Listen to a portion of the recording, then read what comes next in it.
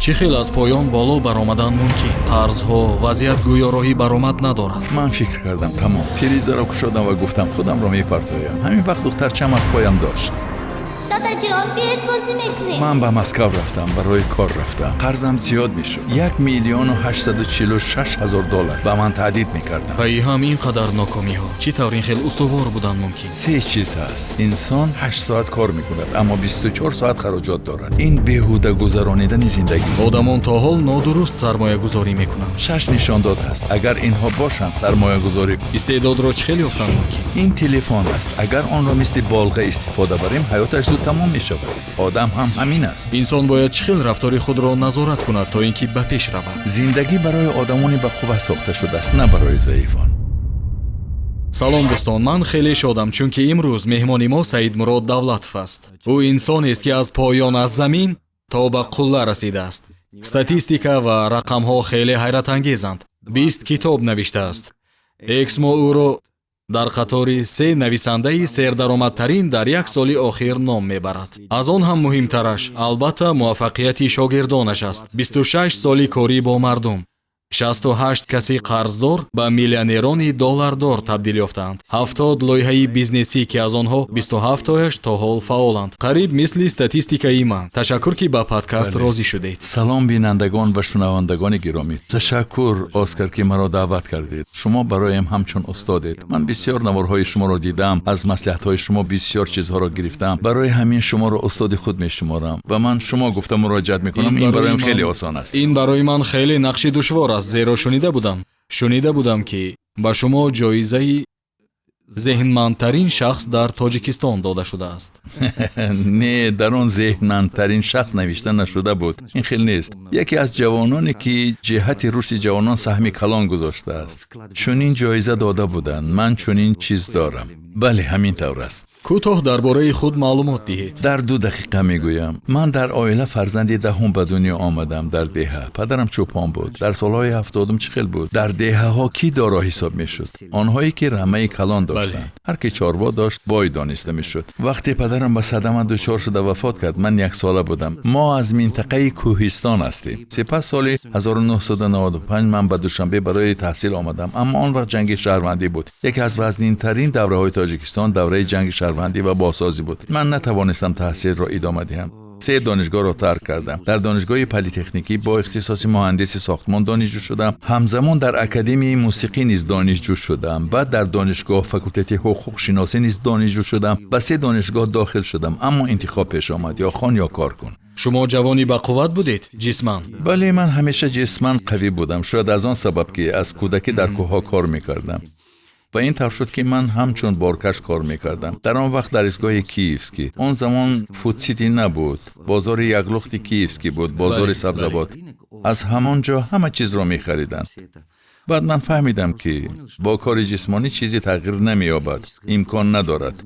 این تنها بیهوده گذرانیدن زندگی است. این رو چخیل فهمیدید؟ این فکر از کجا پیدا شد؟ همه پولی رو که کار میکردم میلیسه ها میگرفتن. پول رو از دست میدادم. چیزی جمع کردن نمیتوانستم. هر چه کار میکردم میرفت. همه پولی کار کردن میرفت. میدیدم هیچ چیز تغییر نمیافت. من فکر میکردم که چخیل میتوانم چیزی را دیگر کنم، مگر آنقدر ابلهم که هیچ چی را تغییر دادن نمیتوانم. بعد قرار کردم که من از پس آرزوی خود میروم. واقع همه بیهوده است. من آرزو داشتم که در مسکو تحصیل کنم و بعد از آن که قرار کردم دیگر کاری بارکشی را نمی جستم. مغز سرم به جستجوی راه‌های دیگر سر کرد. یعنی این میبینید، مهمش انسان دیدگاه، یگان آرزو داشته باشد. میدونید چه خیلی است؟ وقتی قرار میکنی دیگر کاری جسمانی را به نظر نمیگیری، راه‌های دیگر را میجویی. و همین آرزوی شما خواندن بود؟ بله، میخواستم در مسکو خوانده شخص ارزشمند شوم. بعد من سر کردم. از چی؟ از آن کاری سر کردم که خوب میفهمیدم. من زمین را خوب میفهمیدم. کار کرده بودم و از فروش کبودی سر کردم. در همان بازار کیفسکی سودای یخلو ساعت 4 صبح سر میشد. بعضا ساعت 2-3 شب من میخریدم و تا ساعت 7-8 سحر با کیلو میفروختم. همینطور آهسته آهسته سودا میکردم. چرا به شما اجازه دادن؟ شما بارکش بودید و در آنجا هر کس میتوانست این کارو کنه. برای این کار اجازه مخصوص در کار نبود. در آن سالها چنین چیز نبود. کمی پول داری میخری میفروشی میخری оё میفروشی. касе буд ки шуморо пай бурд? оё касе ба ногоҳ дид ки шумо истеъдод доред? من بسیار کارهای خیر میکردم. شبانه آدمان دزدی میکردند. وقتی آدمان بیکار میمانند دزدی میکنند. من به همان کسانی که کار یافته نمیتوانستند خوراک میدادم، چون که روزهای خود را به یاد میآوردم. وقتی که به اینجا آمدم پول نداشتم. احوال آنها را میفهمیدم. چون این کارا کردم مردم مرا پی بردند. همین طور میشود. وقتی کارهای خیر میکنید به یکی از شخصان صاحب احترام تبدیل مییابید. من این را در تجربه خود حس کردم. бале миқдори хайрия муҳим нест. نه اون مهم نیست، اهمیت ندارد. بعد یک کس که آن وقت ادمنستراتور بود مرا دعوت کرد و گفت گوش کن، در اینجا آدمان بسیار دزدی میکنند، مشکلات زیاد است. ما میبینیم که تو جوان خوب هستی، بیا در بس شبانه در مأموریت در بخش پاسبانی کار کن. من گفتم من روسی را نمیدانم، نوشته هم نمیتوانم. او گفت مهمش تو با آدمان کار کرده میتوانی، تو را احترام میکنند، کمک کن و کار را در اینجا به راه مان. من همان بارکش ها را که در هر جا گروه شده بودند و نمیگذاشتند دیگران کار کنند تدریجاً به ترتیب درآوردم و آهسته آهسته کار را تشکیل کردم. کار تا جایی رسید که ماشین ها می آمدند، صاحبانشان به من زنگ می زدند ماشین من در توقفگاه از خودت خالی کن. من همه کار را خودم می کردم، گروه تشکیل می کردم، همه کار را به راه ماندم. آهسته آهسته آموختم، فهمیدم که چگونه در مسکو کار کردن لازم. یک زنی صاحب خانه داشتم، او در تئاتر پوشکین کار میکرد. او پیوسته تاکید میکرد تقدیرت را دیگر کن، خوان، به درس ها رفت. من سال 1990 به ترینینگ ها رفتن را سر کردم. هیچ چیز را نمیفهمیدم چون که روسی را نمیدونستم. یک چیز را درک کردم، اگر در بازار مانم حیاتم را تغییر داده نمیتوانم، زیرا محیط دیگر است. وقتی به ترینینگ ها رفتن را سر کردم آهسته آهسته تغییر یافتم. همین طور تدریجاً. این خیلی ضرور است. дар маҷмӯъ дар чанд тренинг иштирок кардед? در آن سالها 3-4 ترینینگ. дар тӯли тамоми зиндагӣ чӣ? در طول تمام زندگی بله. شماره خیلی زیاد. من از بسیار کسان کنسولتاسیا گرفتم. بودا شوفر، استیون کووی، برایان تریسی و تونی روبینز. من به ترینینگ ها بسیار می رفتم. ترینینگ ها حیاتم را دیگر کردند. من یک چیز را فهمیدم، نارسایی دانش کمبودی مادرزادی یا طبیعی نیست. کسی شاید به دست یا چشم تولد شود، اما اگر تو چیزی را ندانی می توانی آموزی. تنها باید کسی را یابی که آن را می داند و از او آموزی.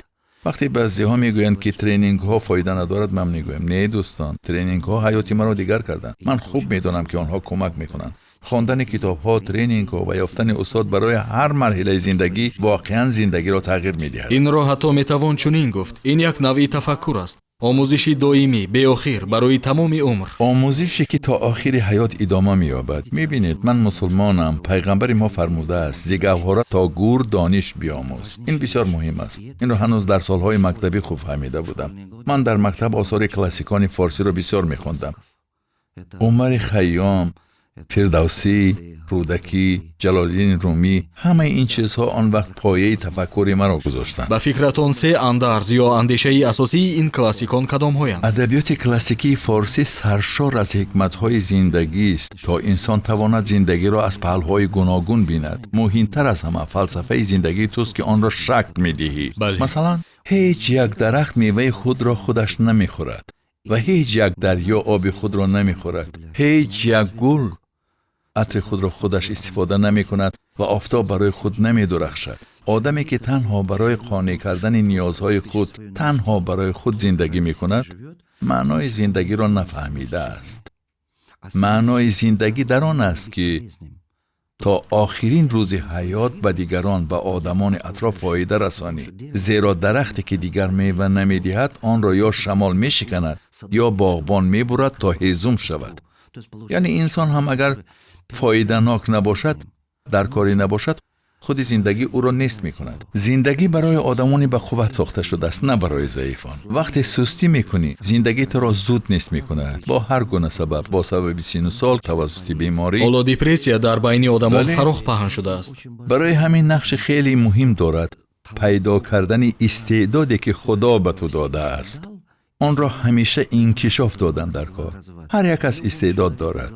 این را با باوری میگویم چون که در طول 26 سال با بسیار آدمان کار کردم. ба фикри шумо чанд фоизи одамон то синни 50 сола метавонанд бо боварӣ гӯянд ки тарафи ба қуввати онҳо чист? من چنین فکر دارم از همه زیاد شاید 2 تا 5%. максимум. пас дигарон худро пайдо накарданд. آنها خود را میجویند، خود را میسازند، خود را ساختن در کار. جستن چی معنی دارد؟ معنا چه خیلی کار میکند؟ بعضی ها میبینند که کسی مثلا ماشین فروخته پول کار میکند و موفق میشود، میگویند من هم ماشین میفروشم، یا کسی قهوه خانه میکشد، من هم همین کارو میکنم. این چی در کار؟ این تلفن است. وظیفه اساسی این چیست؟ همچون تلفن استفاده بردن. اگر ما آن را مثل بالغ استفاده بریم، حیاتش تمام میشود. انسان هم همین خیل است. اگر انسان خود را به کاری که با او موافق نیست مجبور کند، دروناً میشکند. سپس او خود را با دیگران مقایسه میکند، میبیند که دیگر داناتر نیست ولی موفق شده است. بله. خود به حادی پس میشود. تمام انسان به زور برقرار میشود. ман ҳам ин ҳолатро бисёр мушоҳида мекунам. касе як нуқтаи пуркунии сӯзишворӣ мекушояд, баъд дар паҳлӯяш дуюм, сеюм, ҳатто дар ҳамон ҷой ҳамааш як хела. تنها نسخه برداری میکند، فکر میکند که گویا با آدم باز یک نقطه پرکنی سوزشواری در کار است. бале ё тарабхонаҳо.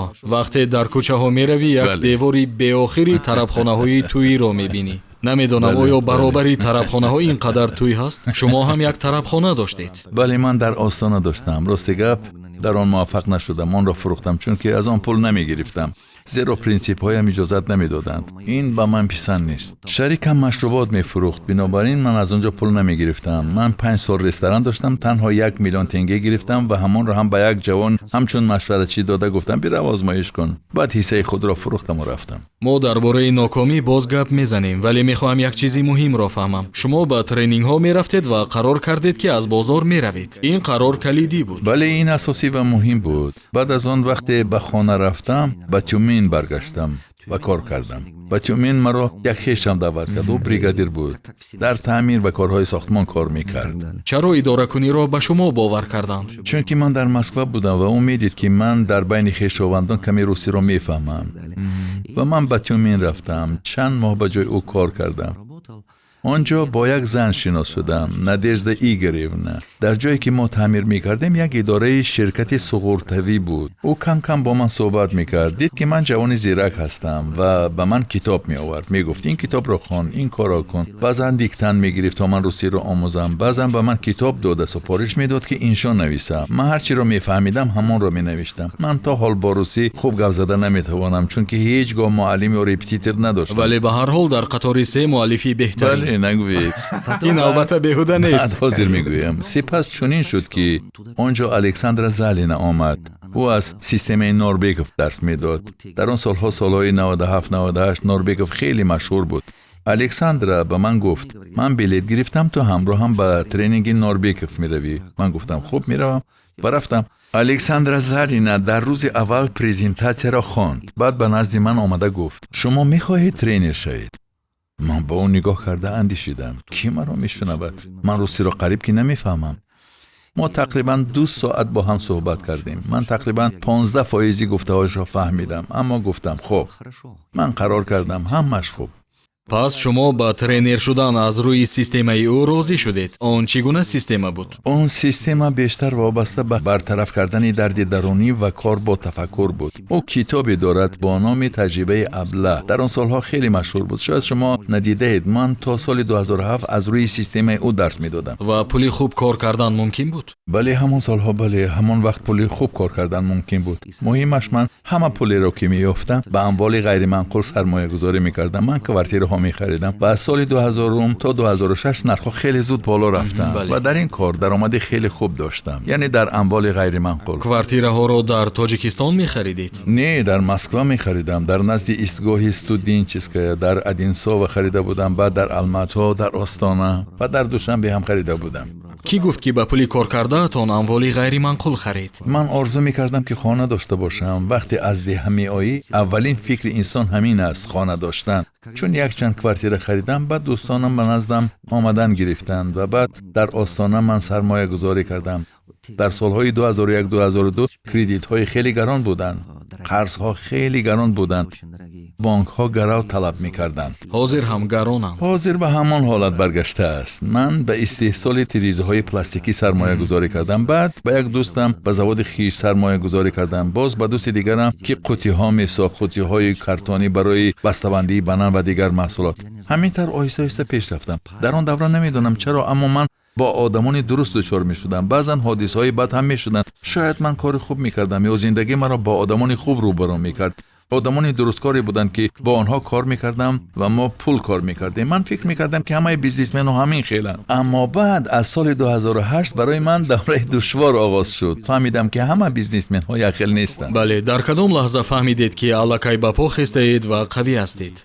من سال 2007 روشن فهمیدم که الکی دارایی ها داشتم. دارایی های سرخریدار که زیاده از $1,000,000 ارزش داشتند. اگر همه‌شان را فروشم بیش از $1,000,000 ارزش داشتند.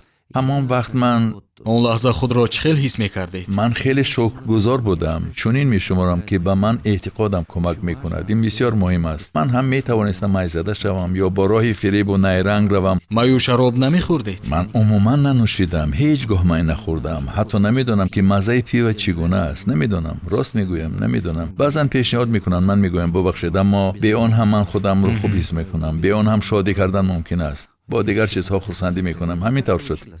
وقتی انسان می‌بیند که پایه و اساس پیدا شده ایستاده است، البته روحیش دیگر می‌شود.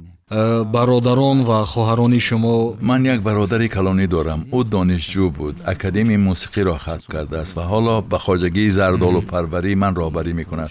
خواهرانم باشند، کلان سالند. همه شوهر و عائله و فرزند دارند. همه در ده زندگی می‌کنند. ҳама духтарон дар деҳаанд? بله همین خیلی است. از همه آخر ما 2 پسریم. همه کلان ها دختران عائله دار شدند. пас дар зиндагии шумо дар атрофатон занон хеле бисёр буданд. و تا حال حتی یک روانشناس به من گفت که نعمت به تو توسط زنان میرسد. бале пас шуморо асосан хоҳаронатон тарбия карданд? модару бибиятон ҳам? نه بیبی نداشتم. مرا مادرم تربیه کرده است. من در کودکی هیچگاه نمیدونستم که طبق یا چاینک در کجاست. من این چیزها را نمیدونستم چون که خواهرانم همه کارا میکردن. من در خانه مثل شاه به وای رسیدم و به این عادت کردم. حالا هم در یاد دارم به خانه آمدم. زنم در خانه نبود. زنگ زدم قاشق در کجاست، کاسه کجاست. او گفت شما گویا در میهمانخانه زندگی میکنید. من گفتم واقعا نمیدونم این چیزها در کجاست. هنوز هم همین خیلی است. راست میگویم. شاید در کودکی تفکر و فهمی شکست تشکل مییابد. همین خیلی شده است. اون روانشناس به من گفت که به تو نعمت توسط زنان میرسد. من تحلیل کردم. واقعا درست است. الکساندرا زالینه دعوت کرد که من ترینر شوم. این تمام تقدیرم رو دیگر کرد. аммо як нуктаи муҳим буд. якум шумо таваккал кардед. بله зеро ба шумо чизеро пешниҳод карданд ки ҳатто хуб намефаҳмидед. بله ва шумо гуфтед ман намедонам ин чист, аммо хуб розиам. بله. бадтарин чизе ки метавонист рӯй диҳад ин буд ки одамон ба ҳоли ман механданд ва тамом. онҳо ҳам бо шумо таваккал карданд. بله. онҳо ба шумо бовар карданд. чанд кас мисли шумо буданд? من ба ҳама نمیدونم. пешниҳод карданд ки тренер шаванд. نه نمیدونم. درباره دیگران نمیدونم. اما وقتی او به من گفت میخوای ترینر شوی من گفتم بله. بعد وقتی من به مسکو آمدم و در صحنه برآمدهای سرگئی یکونین و دیگران رو دیدم فهمیدم که این کار من است. چون این میشود که انسان باطناً حس میکند. من در حال حس کردم این کار به من موافق است. من حس می‌کردم که این به من از جانب خدا داده شده است. اما آن وقت برای سخن گفتن نمی‌توانستم. وقتی برآمد را شروع می‌کردم آدمان بسیار می‌خندیدند چون که با روسی خیلی بد گپ می‌زدم. дар ватанатон ҳам баромад мекардед? در همه جا برآمد می‌کردم. در روسیه، قزاقستان، قرقیزستان، ازبکستان، تاجیکستان، در همه جا. این کار من است. این نعمت خداست. اگر تو می‌توانی 18 ساعت برآمد کنی و در رمضان از صبح تا شام روزه داری، آب و خوراک نخوری و خسته نشوی، این تنها وقتی می شود که تو نیروی تازه داری. бале درست؟ باز در تابستان در گرمی 42 درجه. من در جلال آباد برآمد داشتم. 3 گروه داشتم. گروه اول از ساعت 7 تا 11 صبح، گروه دوم از ساعت 2 تا 5 بیگاه و گروه سوم تا ساعت 10 شب. من در رمضان روزدار بودم. این سال 2009 بود. من این رو هیچگاه فراموش نمی کنم. بیرون گرم بود. آدمانی که ترینینگم رو می شنیدن می دیدن که من روزه دارم و من می گفتن چه طاقت می کنید؟ چند ساعت دیگر گپ می زنید؟ من می گفتم نمیدانم. من از این خسته نمی شوم. این کار را با خوشنودی می کنم. ورزشگر هم برای همین خسته نمی شود. کارش را دوست می دارد. او با ورزش زندگی می کند. یا هر کس به دیگر همین خیلی. бале ман ҳам стрессамро бо соат чен мекунам. бо ҳисоби миёна 40-45. ҳатто як рӯз ман 10 соат дар саҳна баромад кардам бе истироҳат. این ва дидам стрессам 20 буд. 20. барои ман ин гӯё як нерӯи ором аст, энергияи ором аст, хеле ором. бояд ҳис кунӣ ки ин кори туст. баъзан одамон ба ман мегӯянд ту бисёр кор мекунӣ. ман мегӯям медонед, ман инро бисёр ҳисоб намекунам. шояд аз он сабаб бошад ки ман дар кӯдакӣ дар деҳа калон шудаам. дар хона кор буд, ба мактаб рафтан дар кор буд, масъулият зиёд буд. ҳаёти ман ба 4 қисм ҷудо мешуд: мактаб, корҳои хона ва ғайра, китобхона ва шогирдии устоде. маро дар 8 солагиам модарам ба устоде супорида буд. ман ҳама илмҳои шариатро омӯхтам ва ин ба ман дар зиндагӣ бисёр кӯмак кард. бисёр фоида расонд. бояд вақтро дуруст тақсим мекардам то фурсат ёбам. ин чиз ба ман қобилияти баланди кориро додааст. коргарони ман баъзан 1 ҳафта кор карда аз по меафтанд. баъзан онҳо вақте ба ягон шаҳр меоям хурсанд мешаванд, вақте меравам боз ҳам хурсанд мешаванд. баъд аз соли 2008 то соли 2014 он давраи хеле душвор буд. ба ман гуфта будед ки хеле душвор буд. бале, он ман- вақт чӣ шуд? ман аз даврони кӯдакиам орзу доштам ки боз шавам. ман мехостам нерӯгоҳҳои барқӣ созам. аз даврони мактабхониам соли 2002 гес бале, мехостам дар тоҷикистон гесҳо созам, чунки бисёр мехостам ба мардуми худ, ба кишвари худ кӯмак кунам, сабабгори беҳтар гаштани зиндагии онҳо шавам, воқеан зиндагиашонро тағйир диҳам. ва ана ҳамин хеш шуд. соли 2008 як зан буд ки дар Иркутск аз рӯи системаи Норбеков тренингҳо ташкил мекард. номаш Наталья Шилснёва. вай ба ман занг зада гуфт ба Москав шарики Роберт Киясаки омадааст. ман гуфтам не, мумкин нест. ман китобҳои Киясакиро хонда будам ва ӯро медонистам. вай гуфт бале, номаш Роберт Флетчер. ӯ ба ман акс фиристод ки дар он Киясаки ва Флетчер бо ҳам истоданд. албатта ин таваҷҷӯҳи маро ҷалб кард. ман фавран ҳама кори худро дар Қазоқистон гузошта ба Москав парвоз кардам то бо Роберт Флетчер шинос шавам. ӯ воқеан шахсе буд ки тренингҳои хеле пурқувват мегузаронд. рост мегӯям, донишҳои хуб медод. ман ӯро ба Осиёи марказӣ даъват кардам, ба Қазоқистон, Қирғизистон, Тоҷикистон ва Ӯзбекистон. ӯ тренингҳо мехонд, тренингҳо мегузаронд, аммо ҳамзамон лоиҳаи сармоягузории худро пеш мебурд. дар он солҳо мардум омода набуданд. онҳо чӣ гуна лоиҳаҳо буданд? гуногун. ӯ питсерияҳо, клубҳои шабона, яхтклубҳо, осоишгоҳҳо, конҳо ва дигар лоиҳаҳоро пешниҳод мекард. бисёр лоиҳаҳо дар Украина буданд ва одамон ба онҳо сармоягузорӣ мекарданд. ман намедонам то чӣ андоза. дуруст ё нодуруст буд, чун ман дар дохили он система набудам, аммо ба он ҷо парида рафтам, ба чашмонам дидам ва ҳатто қисме аз дороиҳоямро фурӯхта тақрибан $500,000 ба он сармоягузорӣ кардам. вақте ман пул гузоштам, маъмурияти ман чӣ кор кард? онҳо ба шунавандагонам занг заданд. ман як базаи калон доштам. гуфтанд давлат ҳафт сармоягузорӣ кард, шумо ҳам мехоҳед иштирок кунед? ва бисёриҳо он ҷо пул гузоштанд, аммо аз ман касе напурсид. онҳо сармоягузорӣ карданд. баъд дар тирамоҳи соли 2008 он лоиҳа дар Украина баста шуд. он рейдерӣ буд ё чӣ буд, намедонам. ҳар чӣ шуданаш мумкин. ҳақиқатро танҳо худо медонад, аммо факт онро бастанд. вале он лоиҳаҳо хеле хатарнок буданд. яхтклубҳо. хулас вақте баста шуданд, он одамон ба офиси ман омаданд. ман намедонистам ки чанд кас сармоягузорӣ карда буданд. ва гурӯҳи одамон ба офиси ман омаданд. боре ба офис омадам, як духтар истода буд. ҳеҷ гоҳ фаромӯш намекунам. ӯ аз Уралск буд. дар Алмато наздам омад ва гуфт устод салом. ман гуфтам салом. гуфт ман як хонаи якҳуҷрагӣ дорам ки аз падару модарам мондааст.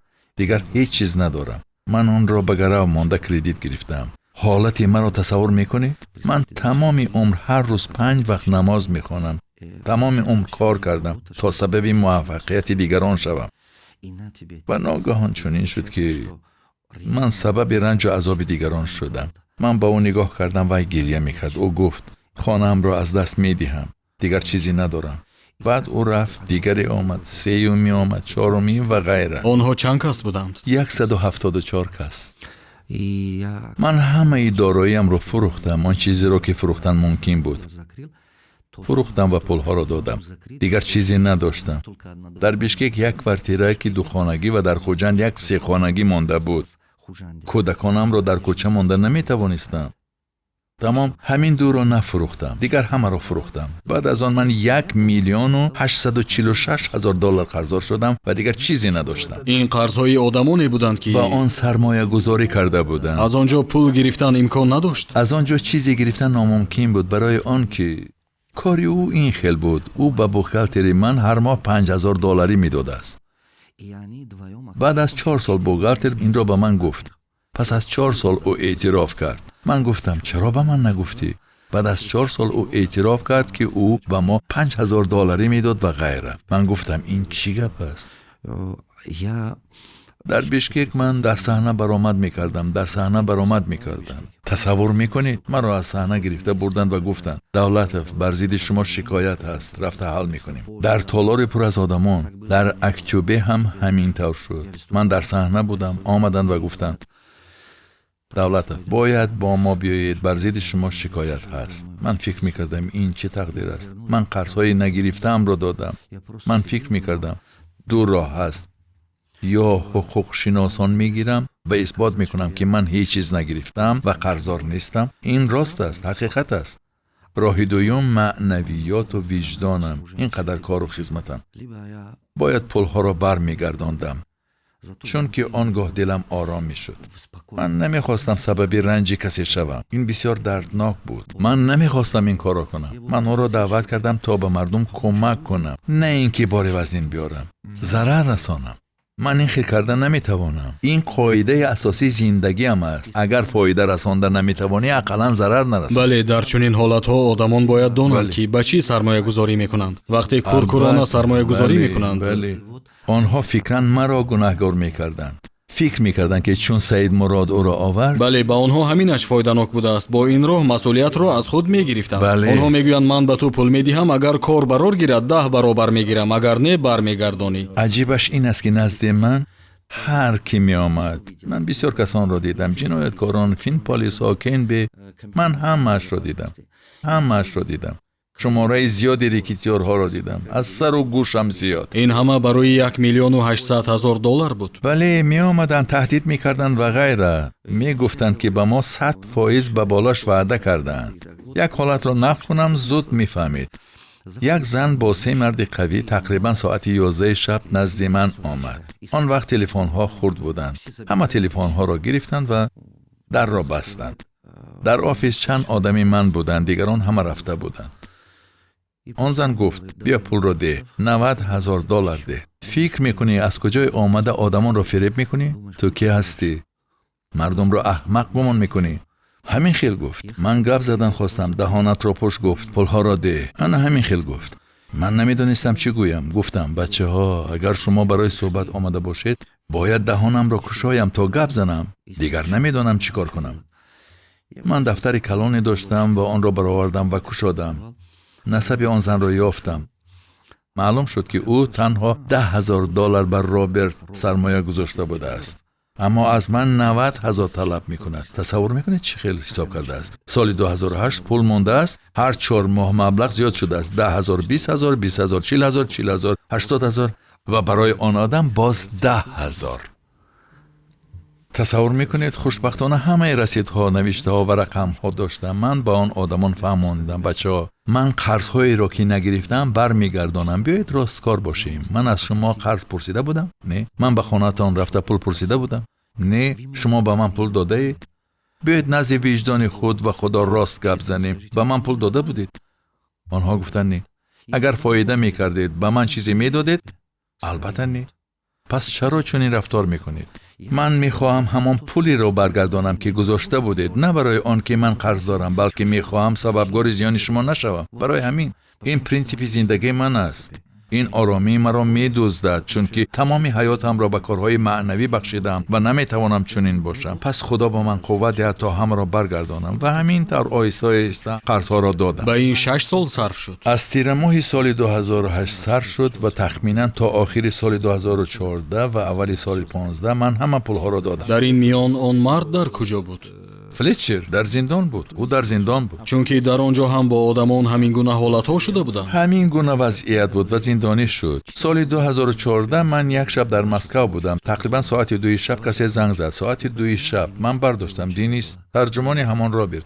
او گفت سید مراد، رابرت میخواد با تو گپ زند. او روزانه نمیتوانست، شبانه پاسبانها را راضی کرده است. او با ترجمان و ترجمان به من زنگ زده است. او با 2 تلفن صحبت میکرد. او به من فهماند التماس مرا از زندان برار، خواهش میکنم التماس کمک کن. با او گفتم من به همه آدمانی که نزد من آمدن پولشان را برگردانیدم. شاید بعضی نزد من نآمدند.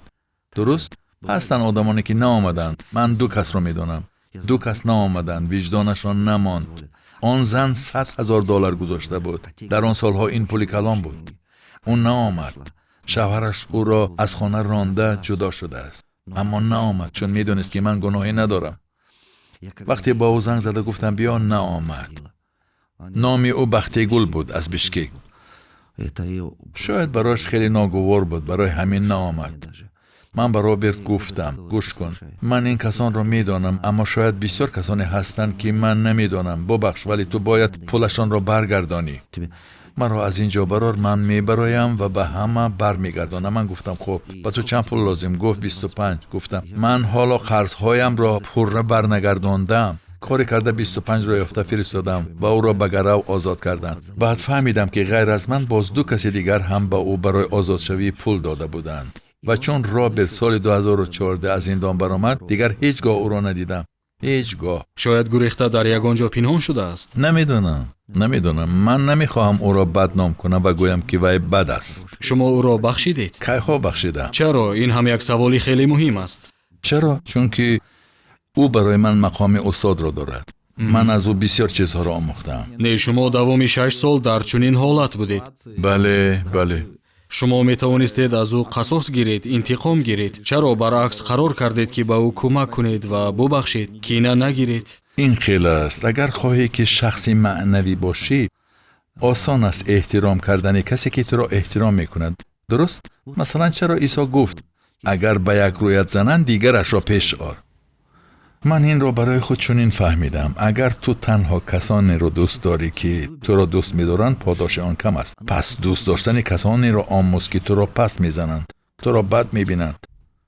اگر تنها آنهایی را احترام کنی که تو را احترام می‌کنند، این خیلی آسان است. خیلی آسان است. من تو را، تو مرا. اما کسانی را احترام کن که تو را تحقیر می‌کنند، تو را تنقید می‌کنند. این باطناً خیلی دشوار است. خیلی دشوار است. برای همین من خوب میفهمم. باور میکنید در آغاز سالهای 2008-2009 من نسبت به او کینه داشتم، الم داشتم. خیلی دردناک بود. برای چی؟ آدمان آمده مرا تحقیر میکردند به هیچ سبب. برای بی احتیاطی خود مرا پس میزدند. بعد وقتی که تخمینا سال 2011 فرا رسید، آن یک نقطه گردش شد. بینید چی روی داد. من دائما درباره قرض فکر میکردم. اکنون خیلی ناموفق بودم. چی کاری که میکردم برار نمیگرفت. سال 2009 یگان کارم پیش نمیرفت. سال 2010 تماما پیش نمیرفت. در آن دوره میخواستم پول زیاد کار کرده قرضها را برگردانم. میدانستم که با معاش این ناممکن است. باید بیزنس میکشیدم. سال 2009 من شبکه مغازه‌های لباس‌های ورزشی کشیدم. در قزاقستان، تاجیکستان، ازبکستان در یک سال 36 مغازه کشیدم. لباس‌های ورزشی، خلاص همه برای خانه. من چی کار میکردم؟ نقشه بیزنسی تهیه میکردم، به یک شناسم مراجعت کردم، میگفتم به این سرمایه گذار 50% فایده از آن تو، 50 از آن من. او گفت خب. من پیش دیگری رفتم، میگفتم خب 50 فلانی میدید، تو هم سرمایه گذار، و من 20 یا 10 دهید، باقی از شماست. خلاص کار پیش نرفت. من در یک سال 36 مغازه در قزاقستان، قرقیزستان و تاجیکستان کشیدم، ولی بعد فهمیدم که برای وسیع کردن آن دیگر پول نداشتم. خراجات زیاد شد، اجاره، معاش، بیزنس رو بستم. در ماه ینور سال 2010 نشسته حسابات رو دیدم.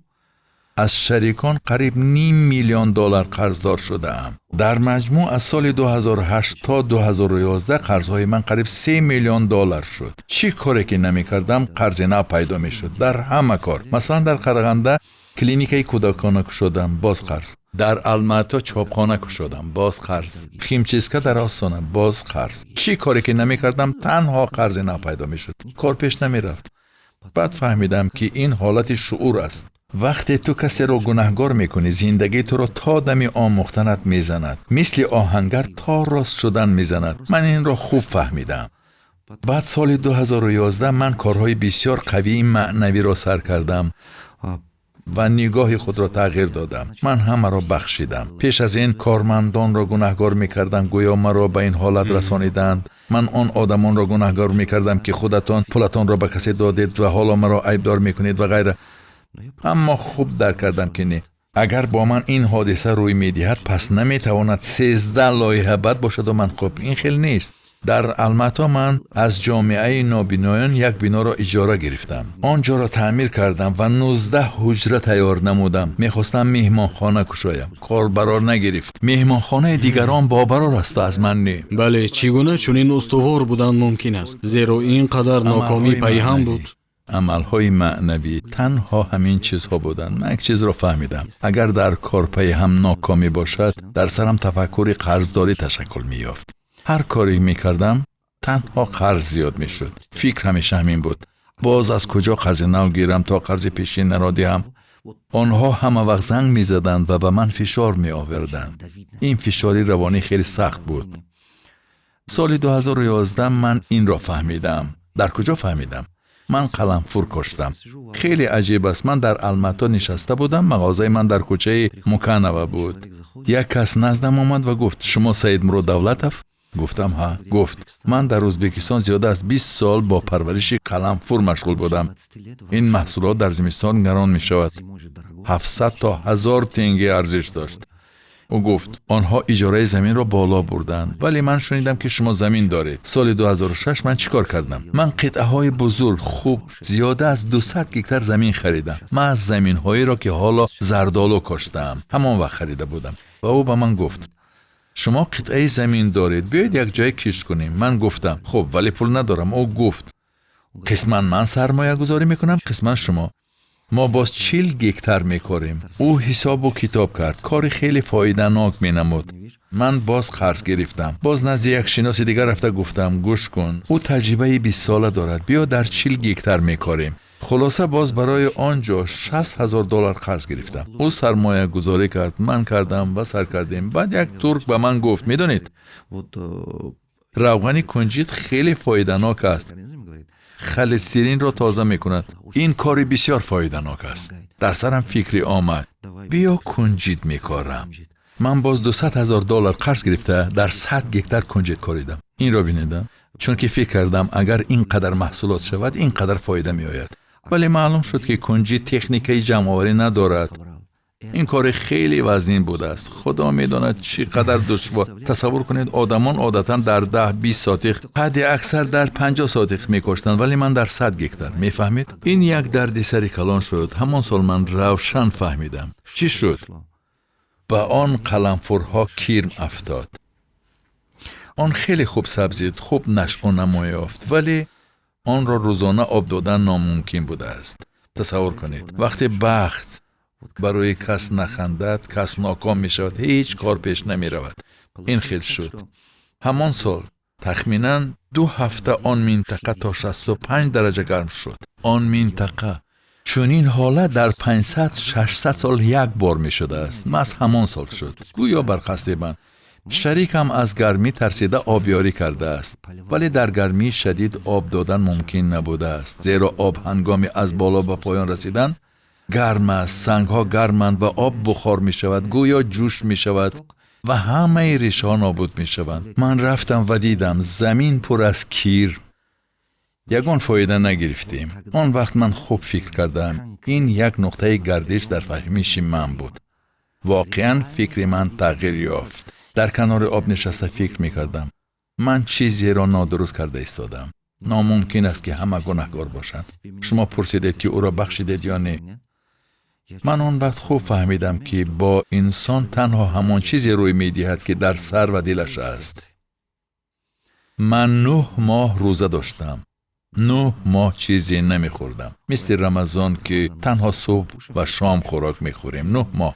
نه تنها خوراک بلکه از همه چیز دست کشیدم. فکرهای منفی، فکرهای قرضداری. آدمان آمده مرا تهدید میکردند. تصور میکنید؟ مرا تهدید میکردند. بعضی ها حتی مرا تشویق میکردند که زنازنی کنیم. همین خیر. اما خود را نگاه داشتم میگفتم تشکر. میدانستم که اگر کمی زنازنی کنم 1 پرابلم 10 پرابلم میشود. من در زمین بیگانه بودم. من کی هستم؟ شاید کسی مرا کشته پرتاید. تمام. من خود را نگاه می داشتم. این باطناً یک تمرین خیلی قوی بود. برای همین وقت رابرت با من صحبت میکرد، الکی نسبت به او سپاسگزار بودم. برای چی؟ من همه سخنان ترینینگ هایش را عملی میکردم. گفته هایش را میکردم. тренинг ҳо хуб вале маҳсулот бад буданд. نه، نگاه کنید. او ترینری خوب بوده است اما بیزنسمن خوب نه. من این را اکنون فهمیدم. او ترینری خوب بوده است اما نه بیزنسمن. بعد من گفته هایش را به کار بردم و کارهایم خوب شدند. من آن چیزها را اجرا کردم. یک بیزنس ساختم، 2 تا ساختم، آهسته آهسته. аз байн 10-11 сол сипарӣ шуд. шуморо тамоми кишвар мешиносад. من بسیار سپاسگزارم. беш аз 10 миллион аҳолӣ. تشکر. боз миллионҳо аҳолии кишварҳои дигар. ҳама шуморо ҳар як 2 ҳафта мебинанд. ҳоло обрӯятон хеле хуб аст. خیلی خوب است. خیلی خوب است. تشکر. خدا را شکر به رابرت رحمت که مرا به حوض تیمساح‌ها تیله داد. бале من سپاسگزارم چون که درس خوب گرفتم. اصلا همه آدمان استادند. کسی کار درست کردن و کسی نادرست نکردن را می آموزاند. одамон то ҳол хеле нодуруст сармоягузорӣ мекунанд. خیلی زیاد. خیلی زیاد. ба одамон чӣ гуфта метавонед? дар ин бора ба бинандагон чӣ маслиҳат дода метавонед? آدمان با کریپتوالوت سرمایه گذاری می کنند یا تنها به کسی گوش می دهند که می گوید این فایده آور است، این خوب است، ولی خودشان آن را نمی فهمند و بدترینش آنها کردیت گرفته سرمایه گذاری می کنند. این خیلی بد است. قرض گرفته سرمایه گذاری می کنند. این دهشت است. اگر با پول خود سرمایه گذاری کنند این گپ دیگر. خب اگر سوزی با پول خودت می سوزی، اما وقتی قرض گرفته سرمایه گذاری می کنی این بد است. برای همین با گذشت وقت من فرموله های سرمایه گذاری را یافتم که از تجربه زندگی هم برآوردم و فهمیدم. من هم بسیار سرمایه گذاری کردم. یک چیز را خوب فهمیدم. 6 نشان دهنده. اگر اینها باشند سرمایه گذاری کن، اگر نباشد نکن. پرینسیپ اساسی این است: تنها به آن لایحه سرمایه گذاری کن که ارزش باقی مانده آن سرمایت را پوشاند. یعنی وقتی مرده می شود چقدر ارزش دارد؟ مثال اسب می خری، اگر مرد چقدر ارزش دارد؟ حداقل گوشت یا پوستش را به باغ حیوانات یا به جای دیگر فروشی.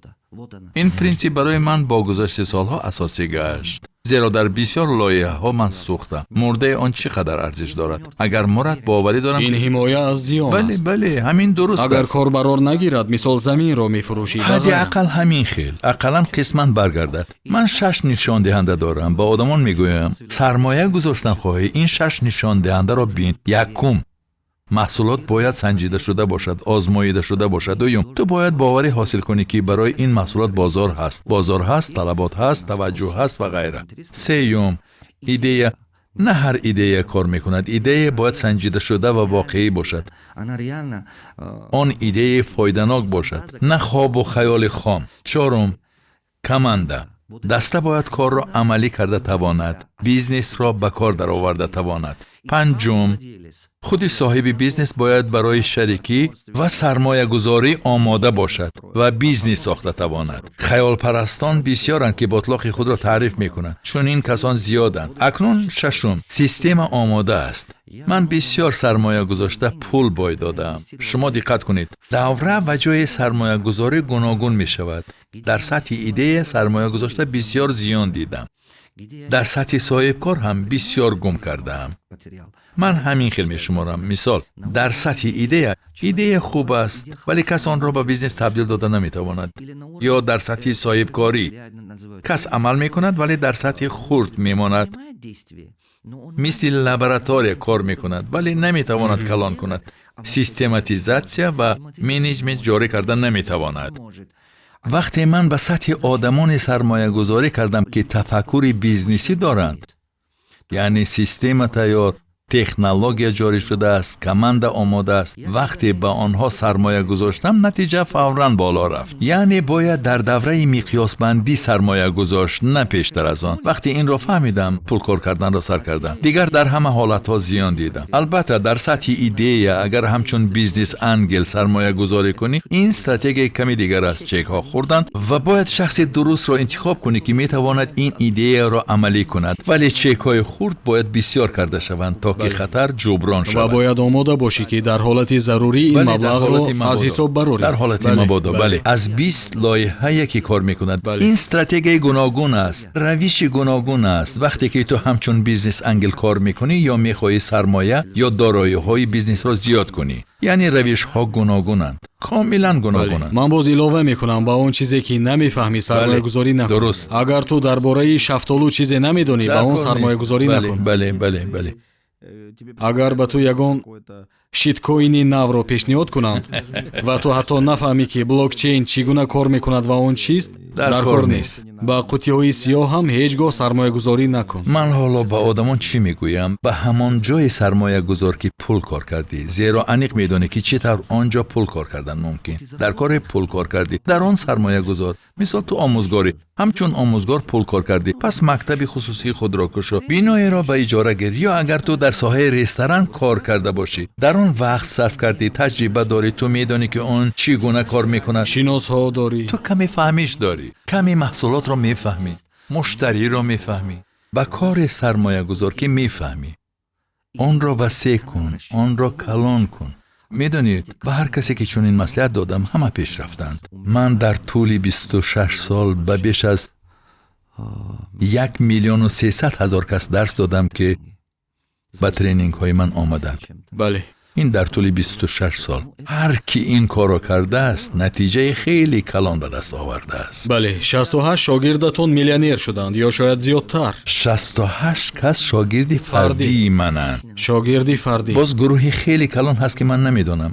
آنها با ترینینگ ها آمده رفتن، من دیگر آنها را ندیدم. مثلا در امریکا من به میامی رفته ترینینگ گذرانیدم. یک مرد آمد، ویکتور نام دارد. او از مالداویا بوده است.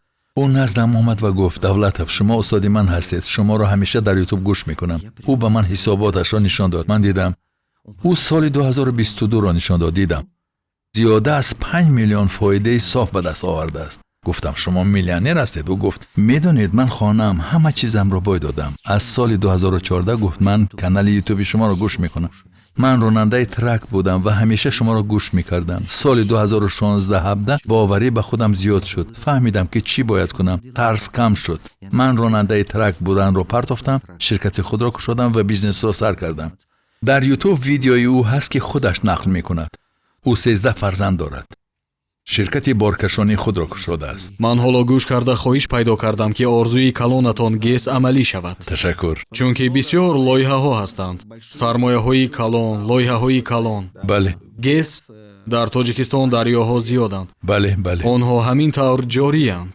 бояд ҳатман истифода шаванд. بله این هدف من است. برای آن که من میخواهم کار ارزشمندی کنم که به حیات کشور و مردم من تأثیر خوب رساند. من حالا بیشتر. به همین راه میروم. бале ман чанде пеш дар бутан будам. онҳо 4 геси бузург сохтаанд. дар он ҷо дарёҳо аз кӯҳҳо ҷорӣ мешаванд ва онҳо барқро ба ҳиндустон мефурӯшанд.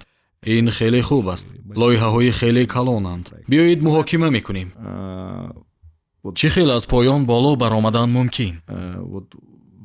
қарзҳо, вазъият гӯё роҳӣ баромад надорад. بله در این دوره چی باید کرد؟ бале чӣ бояд кард? чӣ бояд кард? پیش از همه ترس و واهمه را گم کردن در کار. پانیک فایده ندارد.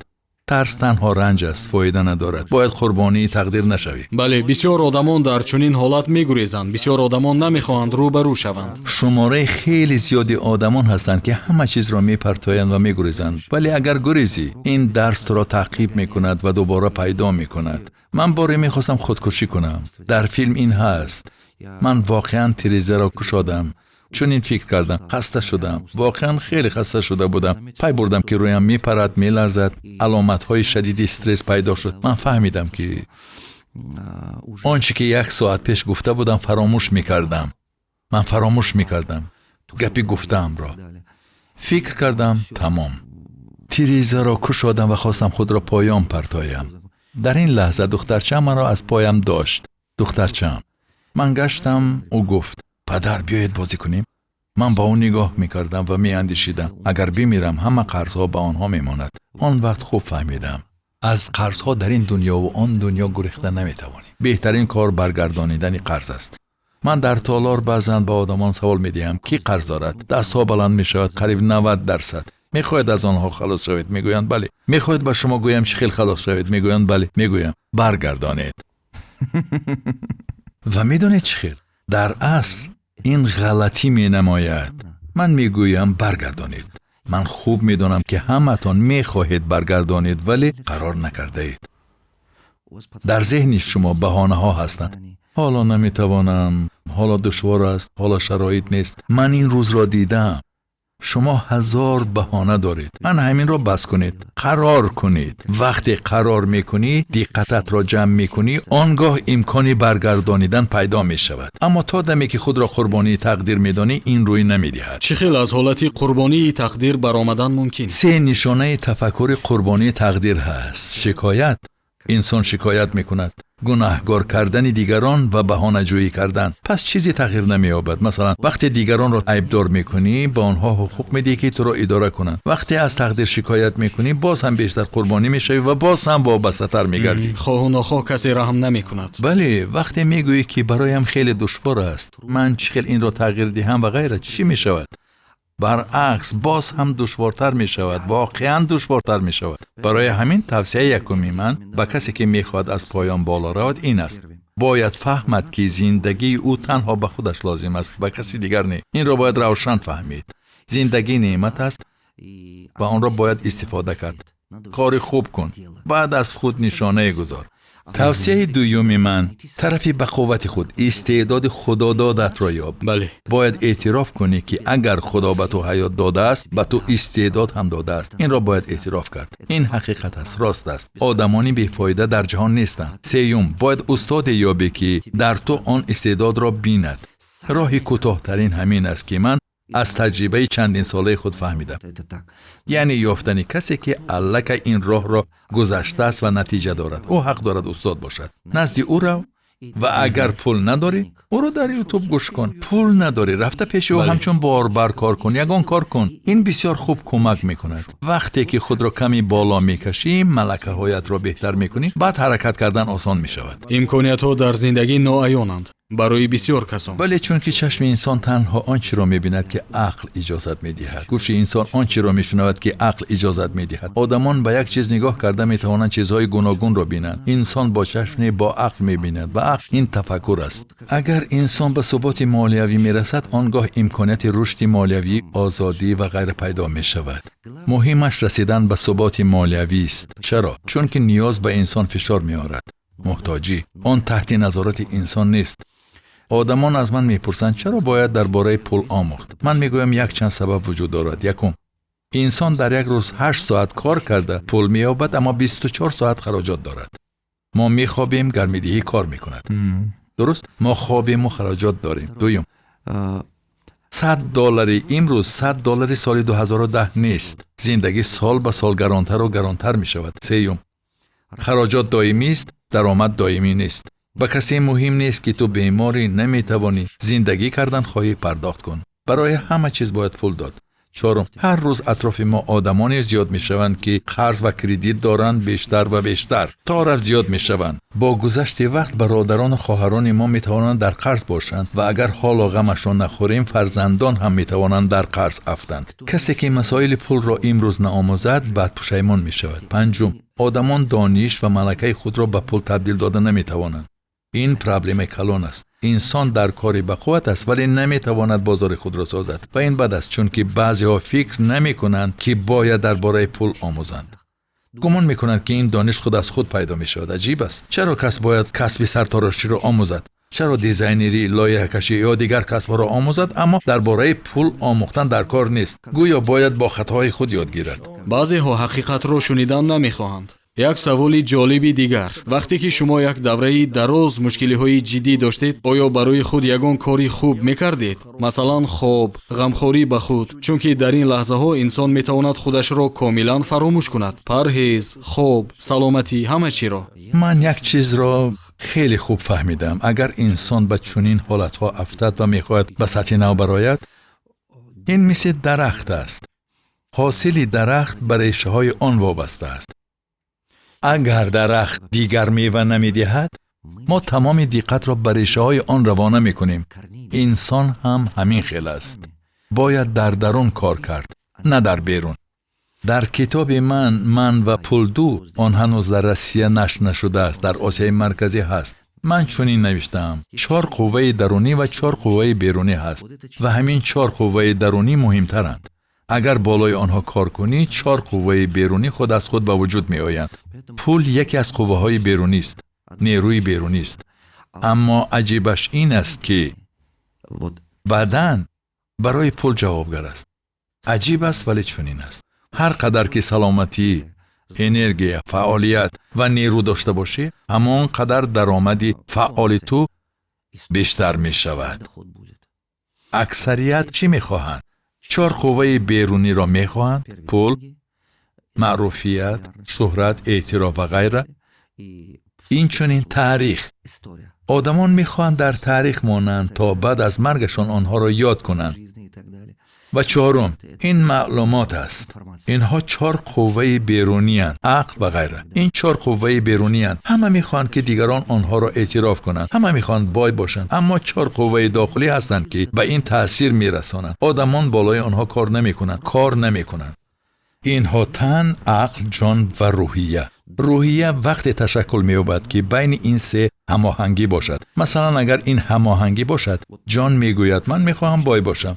عقل به همه چیز شبهه می کند. تن باشد تنبل و بیمار می شود. در نتیجه باوری به خود کم می شود. روحیه ضعیف می گردد. تو می خواهی اما می ترسی. اساسی همه چیزی که آدمان را باز می دارد ترس است. آنها می ترسند. وقتی آنها می گویند که تنبلم، وقت ندارم، این همه سفسطه است. مثال کسی می گوید من تنبلم، ورزش کردن نمی خواهم، ولی اگر کسی به خوردن سیخ کباب دعوت کند دویده می رود. تنبلیش گم می شود. همه سفسطه است. ترس چیست؟ ترس فکرهایی است که از یک ترکیب نادرست فکرها به وجود می آید. فکرهای نادرست ترس را به وجود می آورند. ترس یگان عضو نیست کو. بله. انسان حادثه آینده را در ذهنش تصور می کند، آن را مثل فیلم می بیند و می ترسد. از همه عجیبش این است. چطور آن را نیست کردن ممکن؟ وقتی ترس در پیش است، آن تو را باز می دارد. بهترش آن را پشت سر گذاری و گویی اگر من این کار را نکنم چی می شود؟ بله. چی می شود؟ چی حادثه بدترین می شود اگر این را نکنم؟ وقتی در این باره فکر میکنی میدوی. این به نیرو تبدیل مییابد. بله، همان لحظه وقتی دخترچه‌تان پایتان را داشت، فکر کردید که وی بی‌پناه میماند. این باز هم دهشتناکتر است. البته برایم بسیار علم آور بود. من خودم بی پدر کلان شدم و میدونم این چی است. این خیلی علم آور بود. چطور این ممکن است؟ تصور کنید همه پرابلم ها را به دوش آنها ماندن. این نادرست است. این ناممکن است. سید مراد، تشکری زیاد به شما. صرف نظر از اون که وقتی خود را قدر میکنید ما 1 ساعت با صحبت میکنیم. من فکر میکنم خیلی خوب است که شما کتاب ها می نویسید، چون که در آنها بسیار حکمت ها هستند. همه آنهایی که در طول 2000 سال اخیر این راه را در زندگی گذشتند، همه به یک نتیجه میرسند. اون پرینسیپ هایی که ما امروز محاکمه کردیم، بله، علاقه از جانب ارسطو، بله، بلاژنی اوگوستین و بعدتر در جایهای دیگر گفته شدند. هزاران سال باز اینها پرینسیپ های اساسی و پایوی هستند، بله، که به آدمان کمک میکنند، ولی آنها را همیشه تنها 2-5% آدمان میگیرند. بله، چون که این دانش ها به نظر دلگیر کننده می نمایند. نگاه کنید، در شبکه‌های اجتماعی هر کی سخنانی ارزشمند میگوید 10 لایک یا 20 لایک میگیرد، ولی اگر کسی یگان شوخی میکند میلیون ها لایک میگیرد. فکرانی جامعه همین است.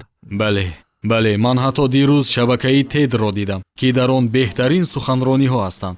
اون 15 میلیون ابونچی دارد، ولی من دیدم که در 1 سال اخیر تنها 2 نوار زیاده از 1 میلیون بار تماشا شده است. باقی همه 20-30 هزار بار تماشا شده است. چون که جامعه ما بیشتر به سوی فراغت، زندگی زیبا و لذت و دلخوشی می رود.